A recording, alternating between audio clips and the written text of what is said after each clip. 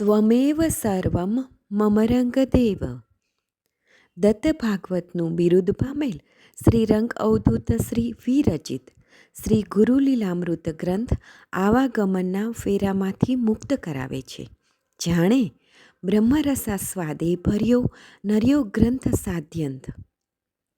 આ વરદ અને ઔપાસનિક ગ્રંથને રંગબાળ શ્રી જગદીશાનંદજીએ સરળ અને સંક્ષિપ્ત ગદ્ય લેખન રૂપે વર્ષના દરેક દિવસ માટે એક પેજ તેમ 364 પેજમાં આ શ્રીરંગ બ્રહ્મરસાસ્વાદનું સર્વને રસપાન કરાવ્યું છે. તે ક્રમમાં દરરોજ શ્રવણ કરીએ. દત્તબાવનીના ગાન પછી આ એક પેજનું પઠન કરવું શ્રેયસ્કર છે.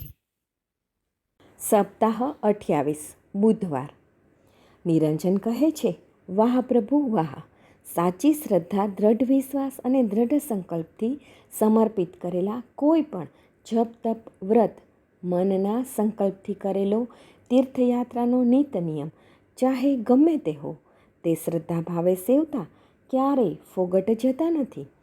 જે તે નિયમમાં આપણી શ્રદ્ધા જેમ જેમ સમર્પિત થતી જાય છે તેમ તેમ સદ્ગુરુ કૃપા, ઈશ્વર કૃપા સિદ્ધ થતી જાય છે.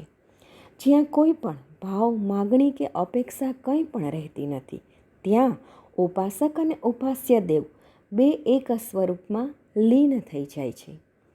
ભગવાન શ્રી રંગાવધૂતજીએ ગાયું છે, આત્મ જાન લિયો મૂલ હિસે, આયા અંધેરા કહી સે.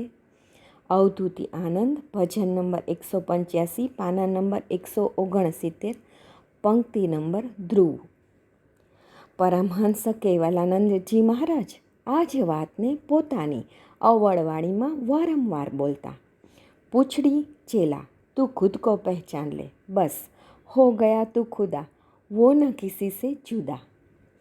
આપણા શાસ્ત્રોક્ત કોઈ પણ વિધિ વિધાન, કર્મકાંડની બધી જ ક્રિયા પૂર્ણ થતાં અંતમાં જે તે આચાર્ય આપણને આમ બોલાવે છે કે, અનેન યથામતિ પઠન કૃતેન ઇષ્ટદેવતા પ્રિયતામ મમ.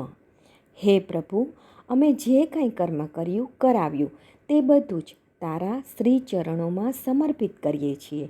આવા કર્મકાંડોમાં તો ઘણી વખત જે તે કર્મ પૂજા આરાધના કરતાં આપણે આચાર્ય ભૂદેવના વચનને સાંભળી તેનું અનુકરણ કરીએ છીએ, પણ આપણું ધ્યાન કે મનનો ભાવ કોઈક વિચાર કે કોઈ દ્રષ્ટિ થતાં ત્યાં અર્ચન ભંગ થાય છે.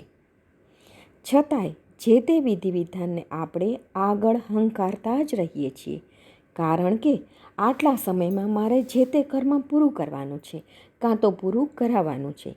જેથી જે આંતરિક સહજાનંદ પ્રાપ્ત થવો જોઈએ તે પ્રાપ્ત થતો નથી. જે તે કર્મ તે બીજાના આદેશથી કરવામાં આવે છે, તેની સાથે આપણું મન ક્યારેય અમન થતું નથી. મન અમન ન થતાં સાચું નમન થતું નથી અને મન સુમન થતું નથી. તે મન સુમન ન થતાં જે તે કર્મના દિવ્યાનંદની સુમધુર મહેક આવતી નથી. દિવ્યાનંદ પ્રાપ્ત થતો નથી. એટલે ઉભય પક્ષે છેલ્લે એક જ વાણી બોલાય છે કે, શું પ્રભુ, બહુ આનંદ આવ્યો હો! આ તો ભાઈ અરસપરસની વાહ ભાઈ વાહ કરવાની ખોટી આત્મપ્રશંસાની વાતો છે. ઠીક, સીમંતીના કર્મક્રિયા જપ તપ વ્રત આવા બાહ્ય ઠગાઈના નહોતા. વિચાર કરો કે કેટલાય લોકાપવાદ, ટીકા નિંદા મહેણાટોળા સહીને તેના વિશ્વાસને તેણે ડગવા ન દીધો. તેની દ્રઢ ભાવનાને સમર્પિત કરવા આડંબર માટે જ ગંગા સતી કહે છે તેમ, મેરું તો ડગે પણ જેના મન ના ડગે રે પાનબાઈ.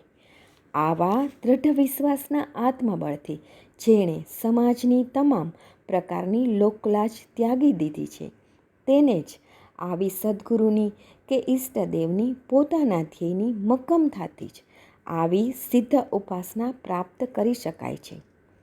માટે જ ગાયું છે કે, મન રે મેલીને તમે આવો રે મેદાનમાં. આપણે બધા જે કોઈ ઉપાસના કે વ્રત જપ તીરથ કરતાં મનને જરા પણ છોડતા નથી. મનને જોડવાનું છે અને તનને તોડવાનું છે. સીમંતીએ સમાજના લોકોપવાદથી તનને તોડી નાખ્યું છે અને મનને તેના દ્રઢ સંકલ્પમાં જોડી દીધું છે. માટે જ તેનો મૃત ભરથાર અહીં પુનઃ પ્રગટ થયો.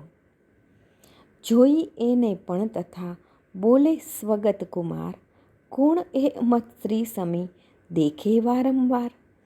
શ્રી ગુરુ લીલામૃત અધ્યાય 89 દોહરો 170. અવધૂત ચિંતન શ્રી ગુરુદેવ દત્ત.